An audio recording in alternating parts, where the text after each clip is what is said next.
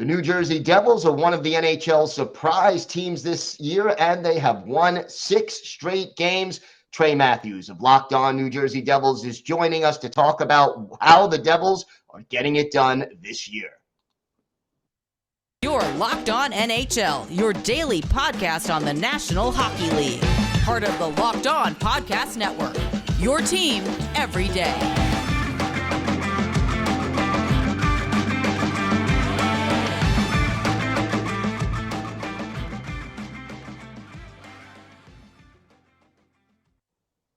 And welcome back to the Monday edition of the Locked On NHL podcast. Gil Martin, so glad you could join us today. And thank you for making Locked On NHL your first listen every day.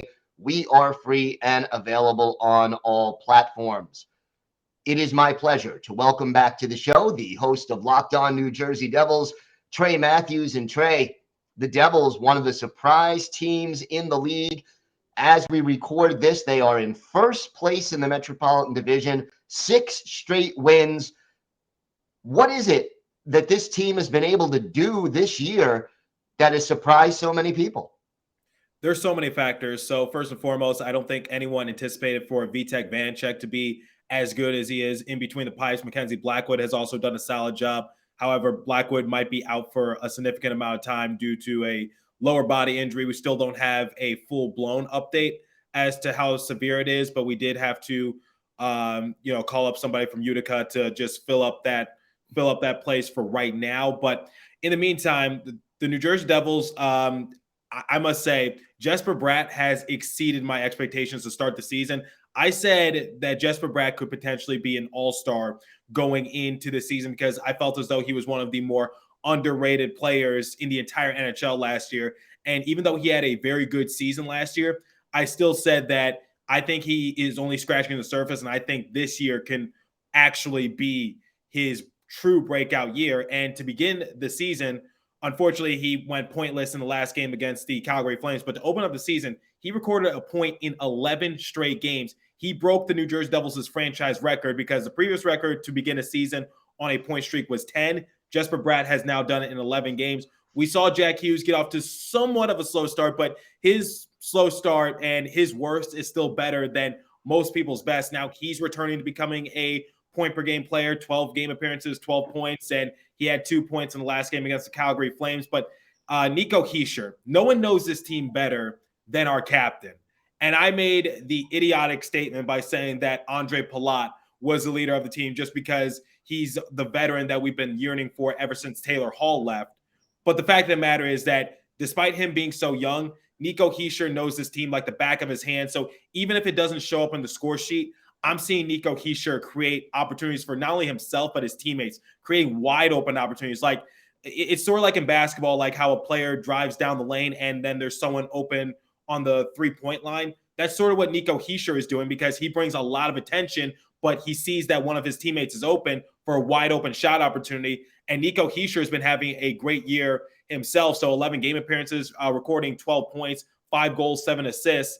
And, just that overall production from Nic Hischier, our captain, it's just amazing to see. And I think Nic Hischier can still be a star in this league. Not just, no, let me retract that statement. He can become a superstar because I think a lot of people have been writing Nic Hischier off just because going into the season, he already suited up in 300 NHL games. He had been in the league for at least 5 or 6 years already. So people were just like, he'd be a good complementary piece. But in terms of him just being a superstar, they said the ship has sailed in that regards. I was like, no, last season he had his great point production. He's a great two-way player. He could get his name into the Selke Award race.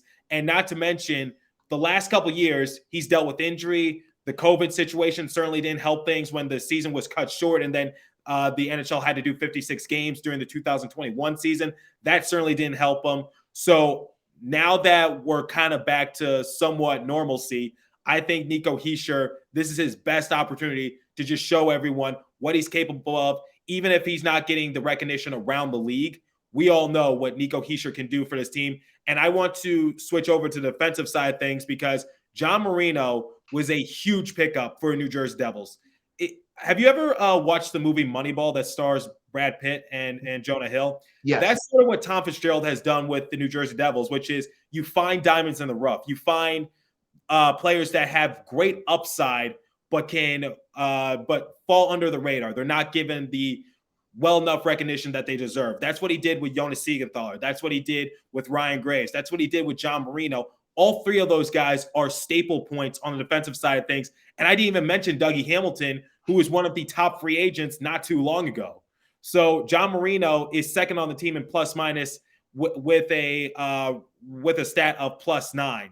And then Ryan Graves is first at +11. That's what I want to see from those two, because even though what they do doesn't usually show up on the score sheet, they do a great job of facilitating. They do a great job, like I said, for Nic Hischier, just creating opportunities for their teammates and just asserting themselves on the defensive side of things. That's one of the reasons why the New Jersey Devils were able to beat the Edmonton Oilers, because I saw them just smother Connor McDavid and just give him no inch of breathing room. I know he scored in that game, but I think as the game progressed, the Devils did a good job of just trying to suppress Connor McDavid from finding some sort of opening to get things going. You mentioned the injury to Mackenzie Blackwood. How do you think that the Devils will handle the goaltending load? I mean, is Vitek Vanecek ready to handle playing 80-85% of the games for the next few weeks? I think he is. I mean, look, it was always a 1A, 1B kind of situation with Mackenzie Blackwood and Vitek Vanecek. Obviously, we don't want to, be in that situation where we lose one of our goalies. But like I mentioned at the beginning of the show, we brought up Akira Schmid, who had some game appearances last year, didn't really do too well, but we did kind of thrust him into an uncomfortable position.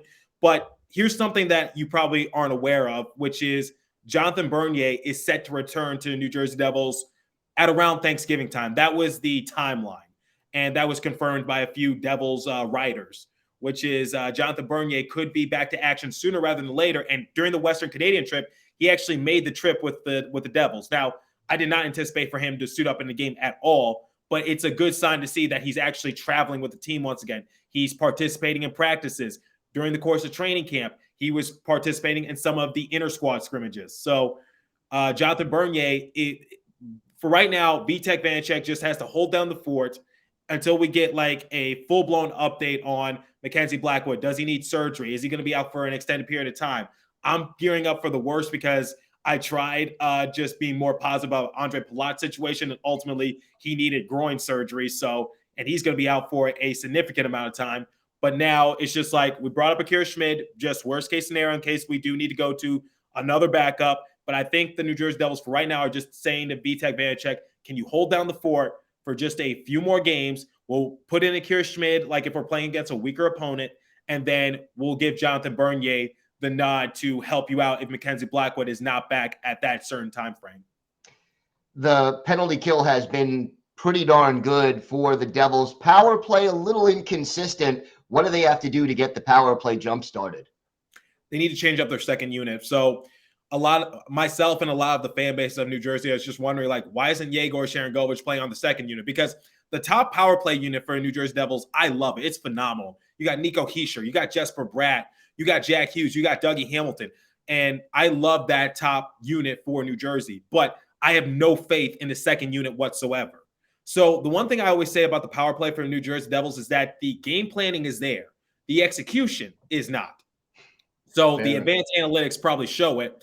And Michael DiStefano of Locked On Leafs, actually, we've had a conversation about this, about how the New Jersey Devils, despite it might not showing up in the score sheet, their overall execution, their zone presence, whatever case might be, is actually there. But they just need to execute it a little bit better. Andrew Brunette has done a great job of leading the special teams for New Jersey Devils. Their penalty kill was phenomenal. Their biggest test was against the Colorado Avalanche, because that was one of the most intense games to start the season for right now, because I know there's going to be a lot more great games, but that was phenomenal what their penalty kill was able to do against one of the top power plays in the entire league.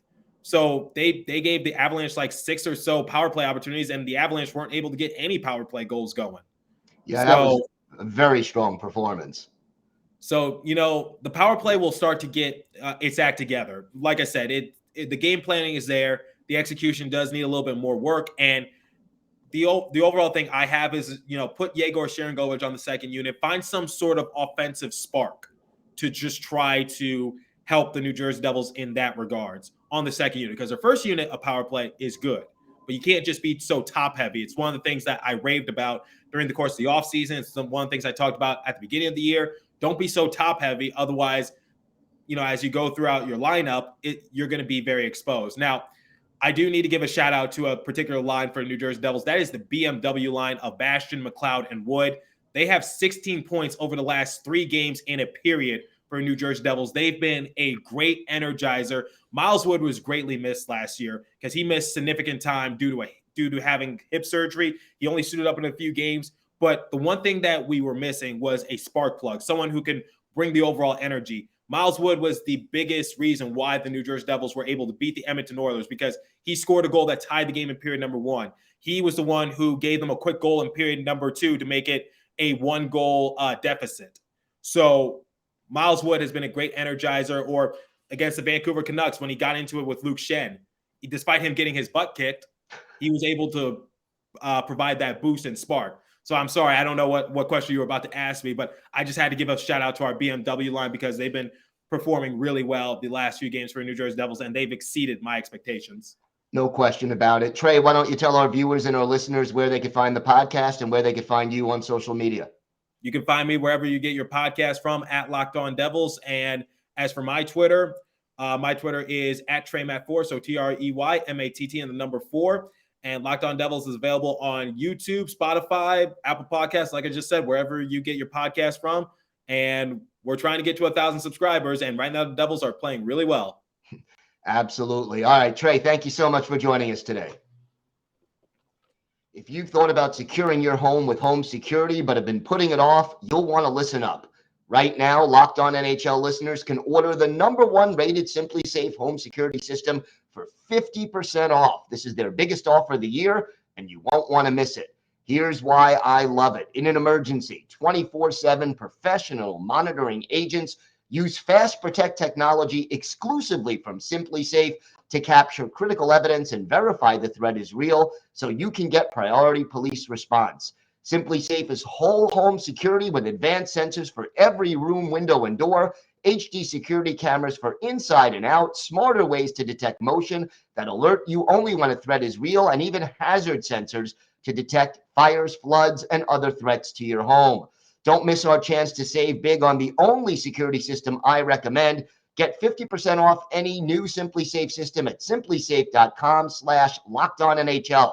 This is their biggest discount of the year, so don't wait. That's simplisafe.com/LockedOnNHL. There's no safe like SimpliSafe.